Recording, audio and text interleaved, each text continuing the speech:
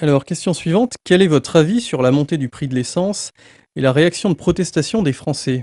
Ah oui, j'ai vu ça. Alors ça, c'est un point important parce que les Français, ça les concerne. Le 17 novembre, il y a des organisations qui appellent à manifester, à bloquer le pays. Alors moi, je voudrais dire plusieurs choses là-dessus. Moi, je n'aime pas trop les gens qui s'attaquent aux conséquences et qui ne dénoncent pas les causes.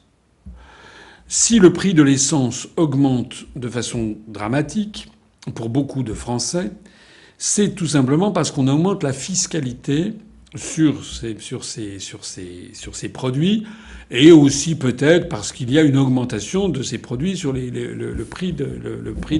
prix mondiaux. Bon.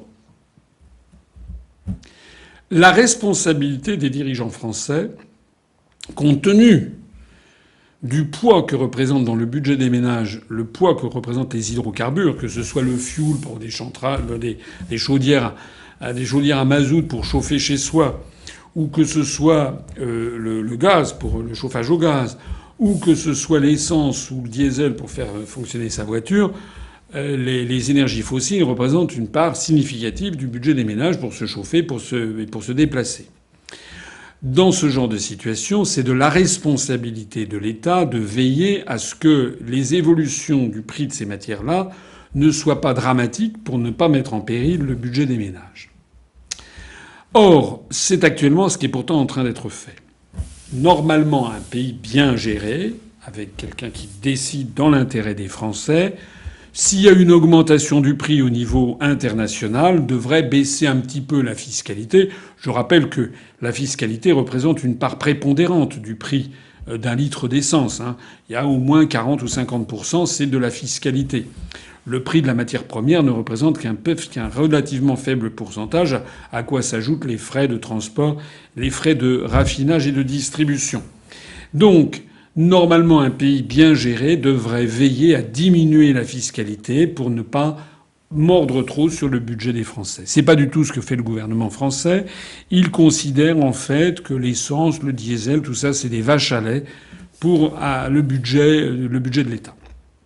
Donc la première chose que je voudrais dire, c'est ça. Nous, lorsque nous serons arrivés au pouvoir, j'avais déjà eu l'occasion de le dire, nous gérerons le prix des hydrocarbures avec un objectif social de façon permanente à l'esprit, en essayant de lisser les évolutions, en augmentant ou en diminuant la taxation pour avoir un prix qui soit sensiblement égal et qui gomme ainsi les évolutions, soit les évolutions des prix sur les marchés internationaux, soit les évolutions du taux de change. Ça, c'est une première chose qui est dite. Le gouvernement français ne fait pas son devoir. La deuxième chose, c'est que le gouvernement essaye d'obtenir des ressources fiscales tous azimuts parce qu'il n'arrive pas à boucler le budget de l'État, même avec le déficit qu'il n'arrive pas à combler. Mais au même moment, le gouvernement ne remet pas en cause l'évasion fiscale massive qui a lieu.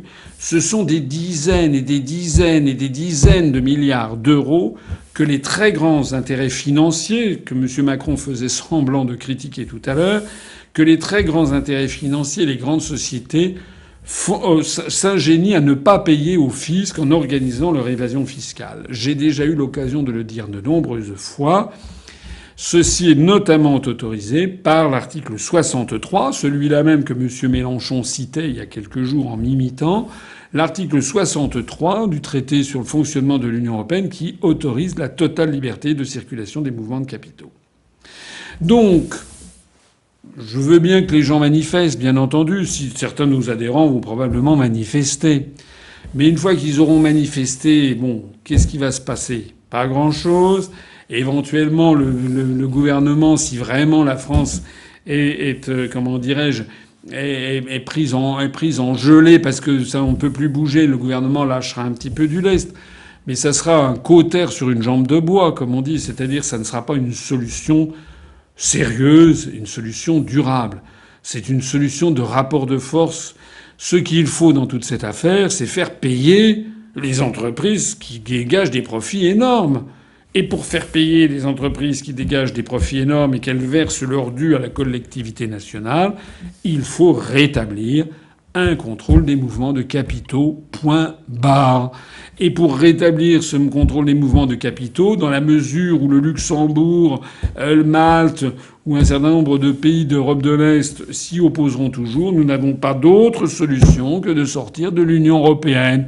Voilà, parce que si on reste dans l'Union européenne avec le traité actuel, et on ne peut pas le modifier sauf à l'unanimité, j'ai déjà expliqué qu'on ne le pouvait pas, eh bien, on aura toujours les plus grandes entreprises, les plus grandes fortunes qui ne paieront pas d'impôts. Et donc les gouvernements seront obligés de taxer toujours un peu plus le peuple. Voilà.